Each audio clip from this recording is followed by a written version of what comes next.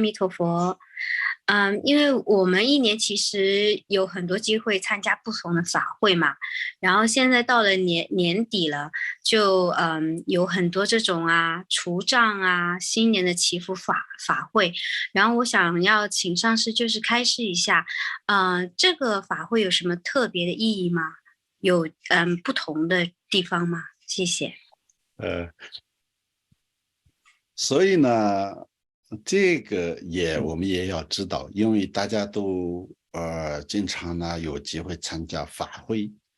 那其实，在藏地呢，就是办一个法会，就是办一个法会，所以他也不太可能有特别的什么宣传，而且也不是要特别像一个很亮眼，就是引起别人注意的一个标题来，就是事迹没有这些必要，因为大家都很熟悉，就是一直就是这样。但是在汉地，在这些外面就不一样了。所以呢，有些东西呢，也不是说是一个商业广告和一个宣传的一个目的，但是北京呢，很多想来的，但是他们也不知道，可能很多人没有听过这样的一个法会的名字，而且有些人呢，不知道它的用意是什么，有什么功德，有什么好处都不知道，而且有些呢，这些传统的一些写法名字写了呢，就是更加就是看不懂或不愿意去思考。因为现在人呢又忙碌又这个很多的思维耐心都是非常有限的，所以有时候我们真的要了解这些法会的这个名称，还有法会的尤其是藏传佛教的一些道场，他们大概每年都会有的这种固定的这个法会。那我现在这里说，就是其实固定的法会经常会有几个是，比如说佛诞节的时候，那佛诞的法会，那个大家都比较知道的。除此之外呢，就是有这个佛陀的一些，比如说天降日，也藏地和这个藏传佛教的很多寺院都有天降日的法会，就或者莲花生大师的这个出世的莲师的会供，那些都和个别的这个本尊有关系的，所以也相对呢比较容易了解大概的意思。但是一个是刚刚问的出障法会，比如说我们藏地或者这个藏传佛教的经常的一个，它没有教派的分别了，其实都是一样的，就是年初和年末这两个要做特别的一个法会，还有大概是藏历的4月份。这个萨嘎达月的这个后面还有一个严公日，世界严公日我觉得比较特别的，这3个是也是比较特别的。严公日的时候呢，就是主要是整个天龙护法、拜法的这个方面的这个天龙护法特别要供奉的这样的一个殊胜的节日，它叫做世界严公日。这个是藏地是夏天的时候然后到了冬天的时候，就是刚刚慢慢问的，就是冬天的时候呢，当然有一些个别的上市的纪念法会什么等等，龙兴巴、宗喀巴那些燃灯节都有的这些都有。但是今天我们不讲这些细节，只要讲那个年底的这个出障法会。那这个出障法会呢，有一些大寺院的话呢，有普鲁巴金刚的出障法会阿维的金刚的出障法会布木的这个出障法会都有。那些要办的话呢，是一个很大型的一个法会，最起码应该要几十个喇嘛才能够促成的这样的一个大法会。所以这些是我们一般的外面的这个佛教道场里面比较少看得到。但是比较又简单又重要的一个是心经出装法会，心经般若心经的出装法会。那首先我想讲一下为什么要年底办呢？这个呢，就是在这个西藏的，就是一个藏历的，因为西藏有自己的一个天文地理的这样的一个根据十轮金刚的一个藏历的算法。按这个藏历的算法的时候呢，其实它有一点点像民间的这种说法所以它比较特别的一个说法是这样的这个比如说这个。我们说阎罗王啊，当然这个阎罗王的这个概念呢，就是像地藏经啊，还有很多盘兰那个经啊，还有这个藏传的很多的经典里面讲述的阎罗王，还有在如菩萨行论里面讲的，主要是自己一个恶业成熟的一个内心的一个投射，所以这个呢，不同角度和不同教法当中的讲法不一样。但是我们一般从世俗的来讲的话呢，就是阎罗王，他这个葬礼就是一年的这个葬礼，因为葬礼的这个12月，就是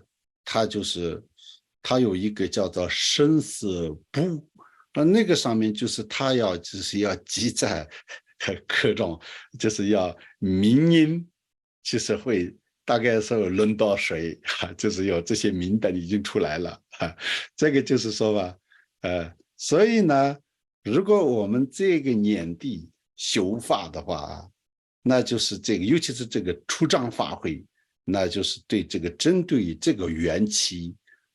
就是这个会着这个比较不好的这个因缘有特别的关键性的作用的那所以呢，藏地的这个12月份的经常的法会呢，也主要都是安排在这个12月23、24号到29号，因为29号是截止日啊，最后的日子，所以呢，这个提前的这1个月都是可以修。所以其实也是这个从阴阳的角度来讲的话，我觉得它是一个阳和阴的这个阴，然后这个下一个月1月1号罗刹的这个今年开始是新的一个开始，所以呢，从阴阳和我们这种其他的这个七满明灯或者另外一个缘起来讲的话，它就是一种阴阳的一个交换的一个转折点，非常重要的一个时刻了啊。我觉得这个有这样的方式讲的话，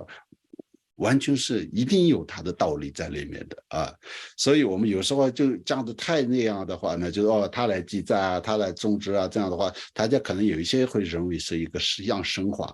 啊。但是呢，实际上呢，这个呢有十轮金刚里面讲到外十轮金刚、内十轮金刚、密十轮金刚，所以这个外界世界的整个的这个运转和内在的这个是其实有非常大的一个关系的啊。所以呢，这个12月的这个最后的那个，就是也是一个你可以庆祝一切不好的因缘的一个很好的一个时间。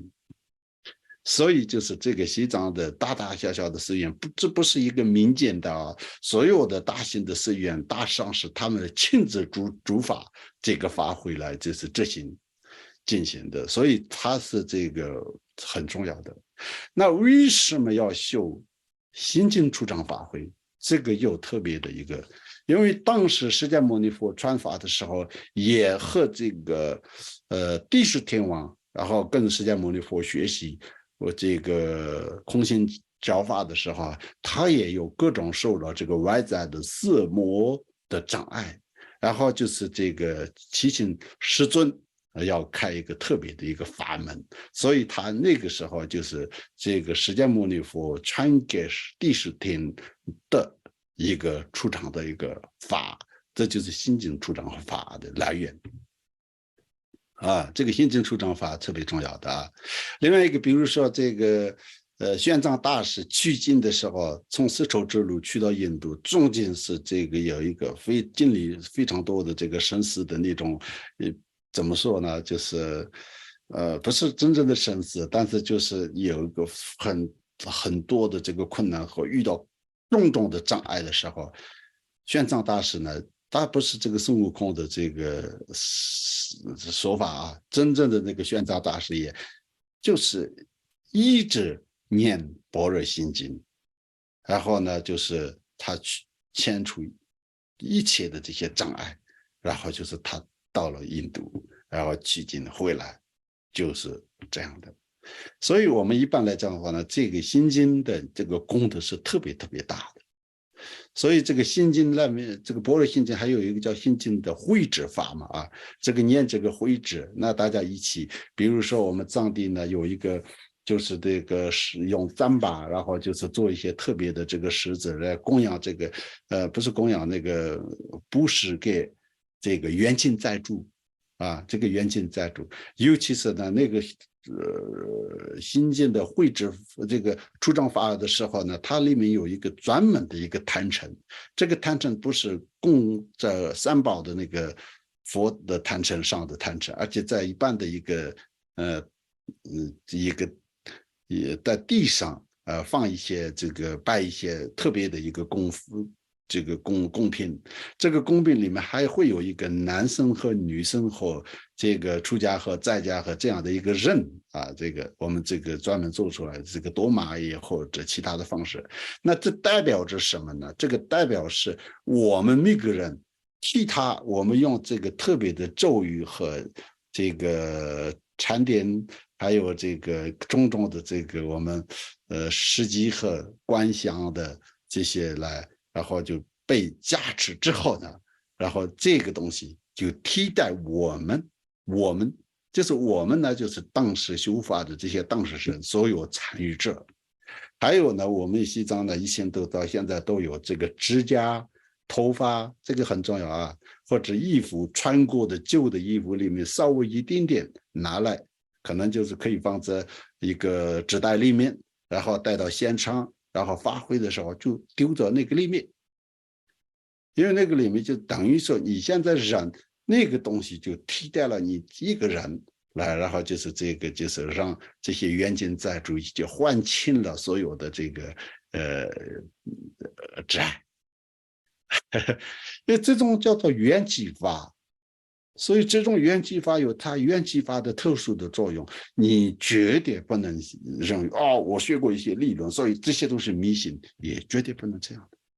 所以我们一定要这个一些施修的时候呢，真的也要这个要非常尊重和相信这些各种的缘起，因为我们的生活当中本来我们的所遇到的经常一些都不是我们的这种思维和这个一些学识来能够解决的，明白吗？本来不是他的范围内的东西，所以呢，这些都有他的一个无形众生啊，各方面我们该要布施的、该要供养的、该要还的、该要满足的一些很多这样的对象。所以呢，透过这个法会，然后就是替代这些功德主，替代大家，替代这些事。还有我们，您知道吗？是看起来是比较有点奇怪吧？你们，比如说有一些大型的上市长寿大法会的时候啊，这个长寿的前面就是有一个出张法会，那个出张法会的时候，那个坛城里面是就是一定要你做一个你们当时的这个上市的，为了一个比如说为了一个法王的话，那个法王的像。就是那个法王，我们一些那个喇嘛们这个手很巧嘛，所以就是弄成一个这个席一样的站着，然后就是穿着袈裟哦，还是整个出家衣服，非常浓重的，还要丢出去啊。他不是要供在坛城上，那是什么呢？我用这个来，就是我的上司一定要长寿健康，所以有任何的种种的这个委员，我们用这个给你，要替代这个。你现在不要再就是要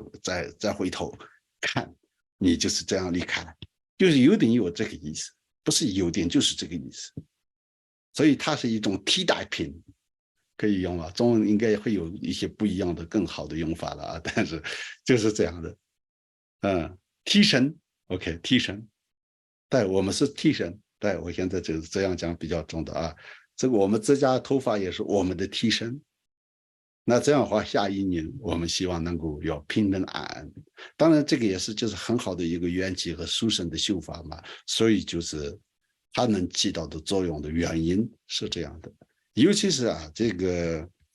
心经呢，那这个修持的话呢，它有各种各样的功德的，所以这个它就是一个这个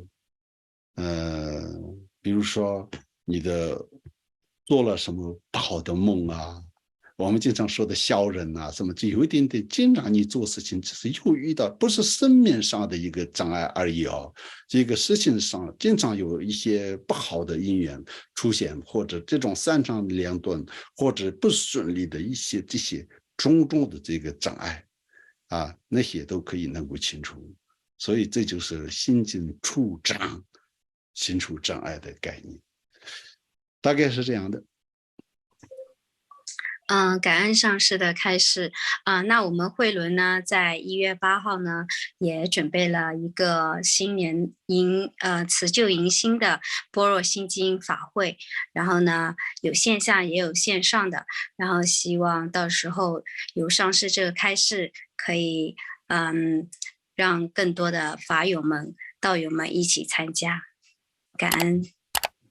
好的，那是好。